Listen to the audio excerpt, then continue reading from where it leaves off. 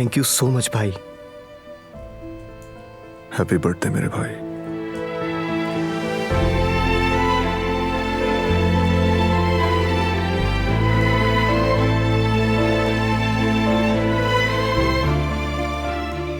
Lucky हूं कि तुम मेरे भाई हो।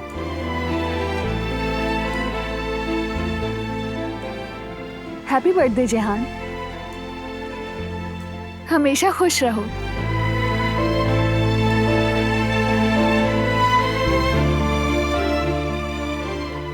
आप दोनों का बहुत शुक्रिया, ये तो मैंने सोचा भी नहीं था।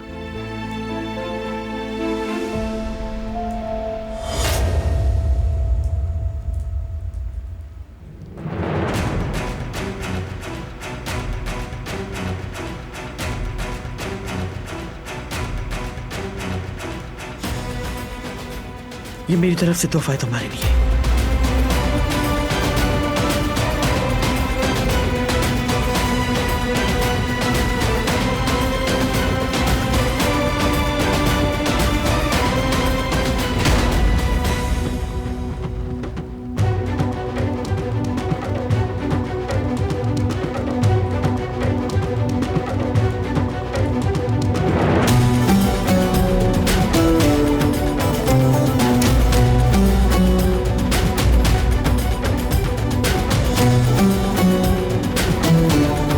दादीजान, क्या तमाशा ये? क्या है?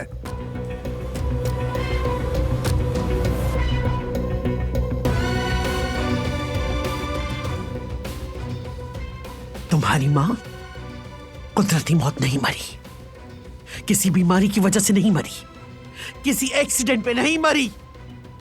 तुम्हारी मां ने उस दिन ये कपड़े पहने हुए थे जब एक कातिल ने उसको बेदर्दी से मार डाला।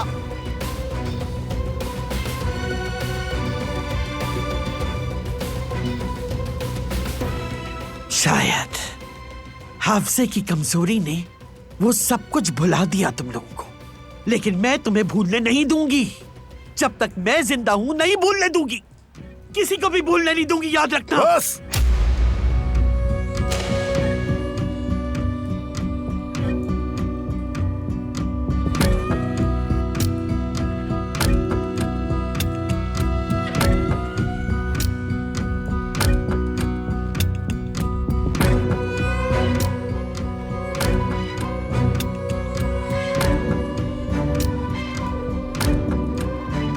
क्यों किया आपने ऐसा? क्यों किया मैंने? तुम्हारी आंखों पर जो पट्टी पड़ी है, तुम्हारी अक्ल पर जो गफलत के पर्दे डाल दिए गए हैं, तुम्हें असल हकीकत याद दिलाने के लिए। लेकिन तुम अपनी मां के मरने का अफसोस मनाने के बजाय अपने आप को मस्ती और मजे में उलझा रहे हो, और मैं इसकी इजाजत बिल्कुल नहीं दूंगी। और हमारे दुश्मन की बेटी इस आग को और भड़का रही है, लेकिन मैं अच्छी तरह जानती हूं कि इस आग पर कैसे काबू पाना। मेरी मां की बरसी जेहान की खुशियों में रुकावट नहीं। आप सिर्फ लोगों को दुख पहुंचा रही हैं। आजाद साहिबा, कसम खाती हूं मैं, जब तक मैं जिंदा हूं उस लड़की को कामयाब नहीं होने दूंगी। और आज जो उसके साथ हंस रहे हैं वो भी उसकी गलती तस्लीम करेंगे।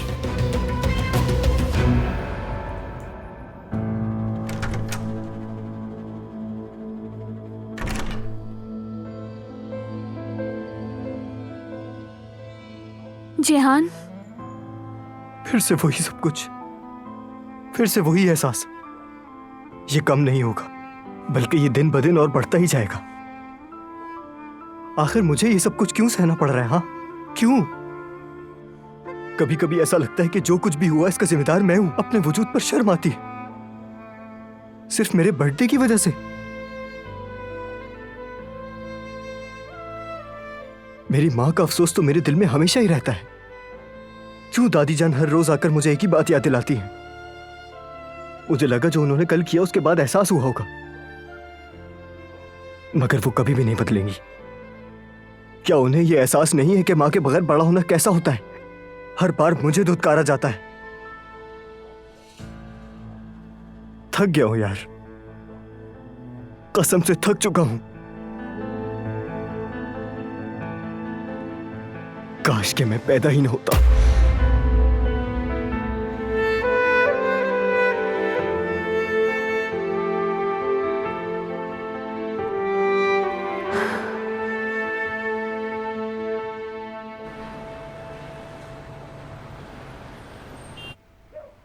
क्या हम इसी तरह हाथ पे हाथ रखकर बैठे रहेंगे, कुछ नहीं करेंगे जफदत?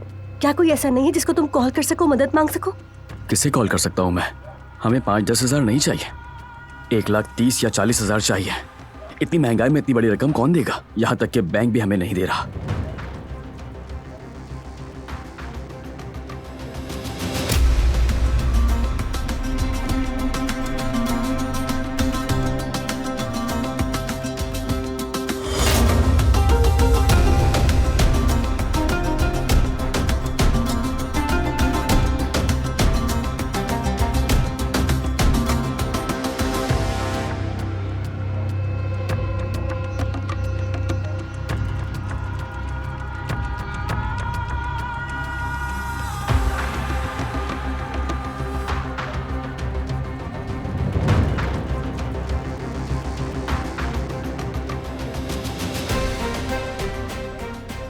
मुझे सब पता है, इसलिए मदद के लिए आ गई।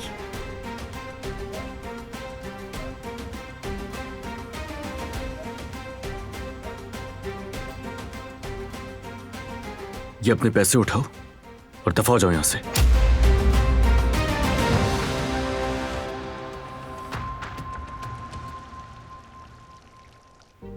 पता नहीं क्या बुराई थी इसमें। पहली बार जिंदगी में जिहान दिल से खुश हो रहा था। मेरा बच्चा कितनी मासूमियत से उनके सामने खड़ा था।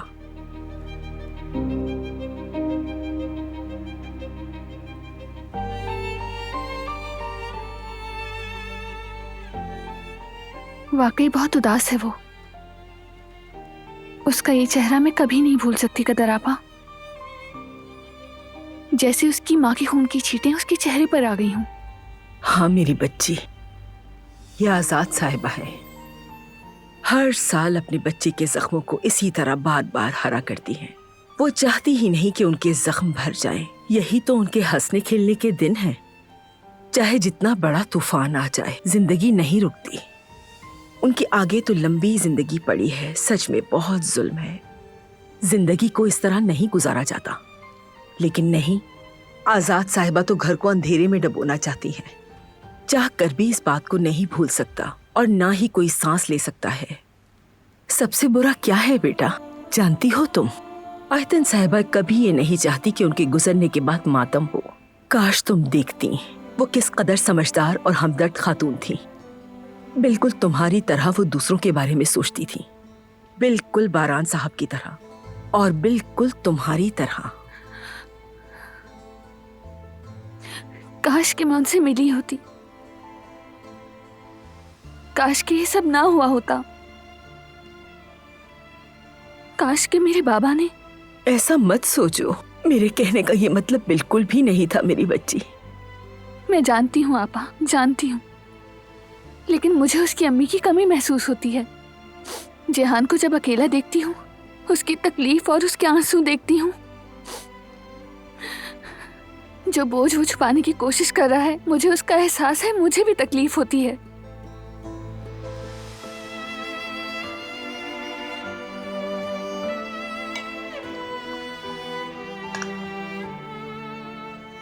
ये लो, थोड़ा पानी पी लो, कहीं तुम्हारी तबीयत ना खराब हो जाए।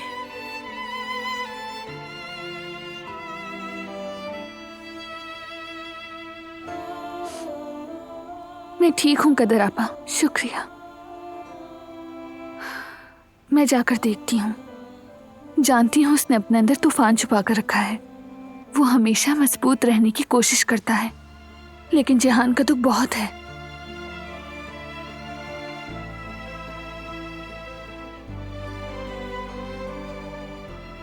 ये बहुत हिम्मत वाली है, बहुत ही बहादुर है।